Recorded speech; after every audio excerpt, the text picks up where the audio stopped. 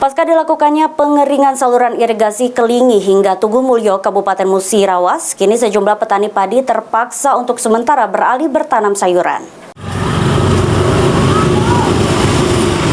Seperti inilah kondisi sejumlah saluran air irigasi di Kelurahan Siring Agung, Kecamatan Lubuk Linggau Selatan 2, Kota Lubuk Linggau, hingga aliran irigasi di Kecamatan Tugu Mulyo, Kabupaten Musirawas, yang biasa mengaliri puluhan hektar sawah, kini mulai terlihat mengering.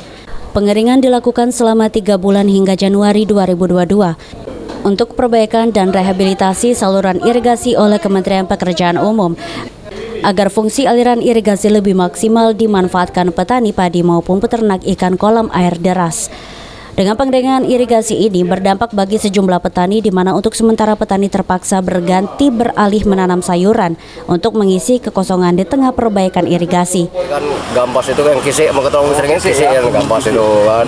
Itu untuk sementara lah Pak. Oh, sementara itu pengeringan ini kan terlalu lama nih kan waktu itu masalahnya kan.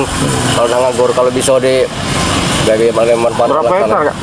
Sawah itu sekitar lebih dikit sawah itu sekitar 40 hektar lebih seberapa lah. Oh, hektar bekas-bekas nih. Banyak bau lah ada nih kan. Bau Pak ya. Masalahnya yang ada binatang-binatangnya mati ini kan ada baunya naik pucuk dia. Jadi kita minta lebih cepat kalau Pak ya. Jelas lah itu harapan masyarakat kan kayak itu lebih cepat lebih bagus kan. Dengan pengeringan irigasi ini juga petani berharap agar pemerintah segera melakukan perbaikan, mengingat pasca sepekan pengeringan saluran irigasi mengakibatkan sampah bahkan menimbulkan bau tak sedap. Tri Hajariah, PAL TV.